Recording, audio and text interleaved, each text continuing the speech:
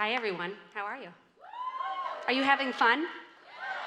I think you're having more fun than that. Are you having fun? Yeah, that's what I thought. Well, I'm about to have some fun because I'm going to introduce your student speaker who I think is sitting right behind me. Can you all see him? So, this is a tradition that started at the Conservatory in 1994, and students are selected for this great honor and must represent the highest ideals of the Boston Conservatory at Berklee.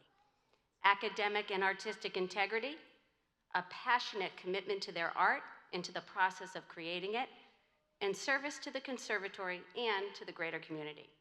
Students chosen for this honor must also be able to capture in words the unique character and experience of their class. It is my great pleasure to introduce the speaker representing the class of 2025, Grigori Balasanyan.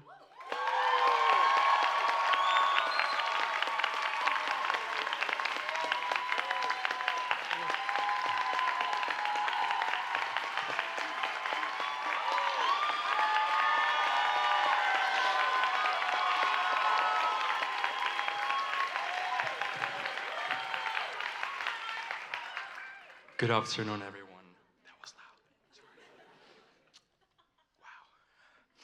I would like to thank the Board of Trustees, the Berklee administration, Boston Conservatory leadership, faculty, staff, students, and families. Standing here today feels surreal.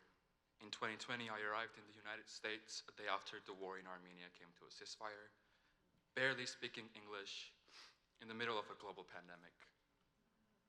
My parents left behind everything they knew and built to give my little sister and I a future.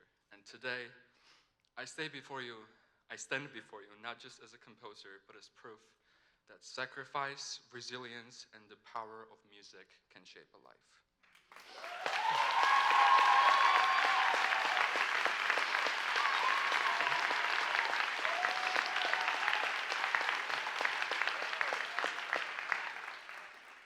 After moving to the US, I was scared to even think about doing music ever again. I gave it up for 7 months. I didn't have a piano, I didn't have resources, and worst of all, I didn't have the motivation. I had been doing music since the age of 4, and those 7 months of silence broke me in a way I can't fully explain. I had no hope of recovering, but the idea of giving up after everything my family and I had been through was even more unbearable. So I started researching schools, and here was Boston Conservatory at Berklee, the light at the end of the tunnel. I decided to apply, and it might be hard to believe, but I got in. Boston Conservatory became more than a school for me. It became a home, a place where I could be safe, where I could create without fear, where strangers became friends, and friends became family. In just a few years, I had the privilege of hearing my music come to life in more than 20 premieres, from solo to orchestral works. I saw an opera I worked on for 2 years take the stage, one of the few fully staged student operas in the history of this school.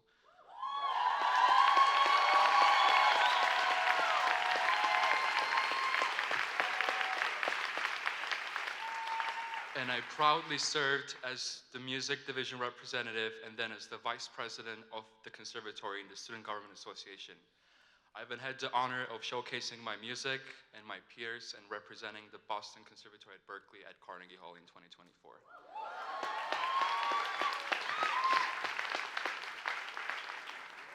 But these accomplishments are not just mine. They belong to this community. Because that's what BOCO is. It's late night rehearsals and early morning breakthroughs.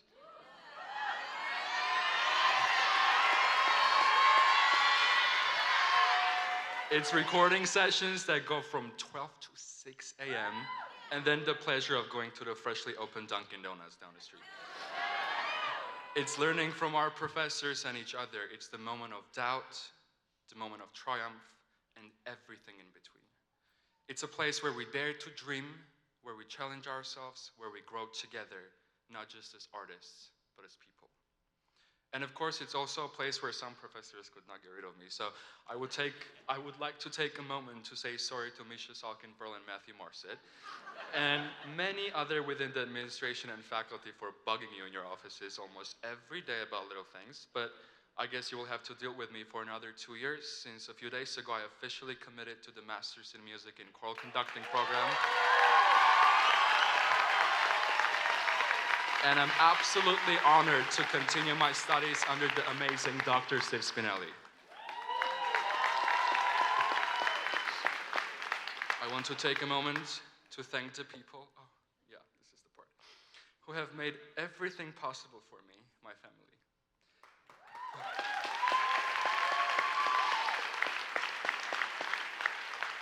My dad, my grandma, and my aunt are sitting here today, and my beloved mother and my little sister are watching from home.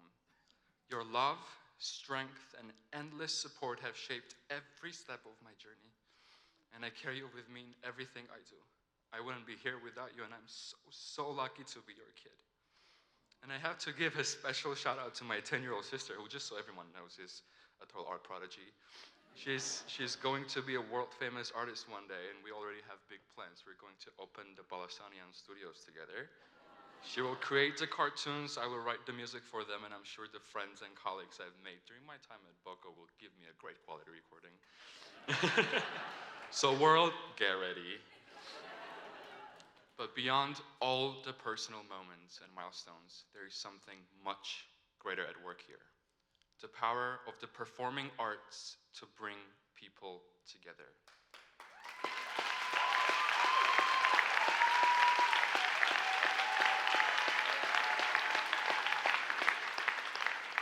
I saw it firsthand at the premiere of my opera. In that one room, we had people from all over the world, people who under different circumstances might never sit together due to political and social divides. And yet that one night, none of that mattered. They came together to experience art, to feel something, to learn something. This is the kind of power that every single person in this room possesses. A power that no politician, no president, no world leader can ever truly control.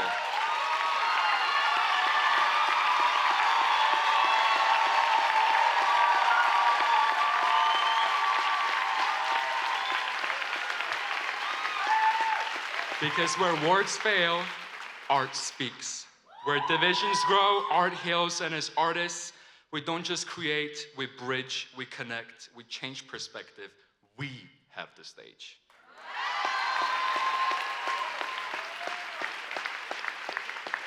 The path of an artist is never easy, but it is always worth it. Every note we write, every performance we give, every risk we take, it matters. Because art, it's not just about sound or movement or words. It's about connection. It's about taking everything we have lived through, our joys, our losses, our hopes, and turning it into something that speaks beyond us, something that reaches others in a lasting way. Boko has given us the space to create, experiment, fail, and rise again. As we step into the world beyond these walls, we carry this place and this community with us. The lessons, the friendship, the music, the dances, the shows, it all stays. So to my fellow graduates, whatever comes next, hold on to that fire that brought you here. Let your art be fearless, let your voices be heard, and never forget that the world needs what we have to give. Congratulations, class of 2025. We did it.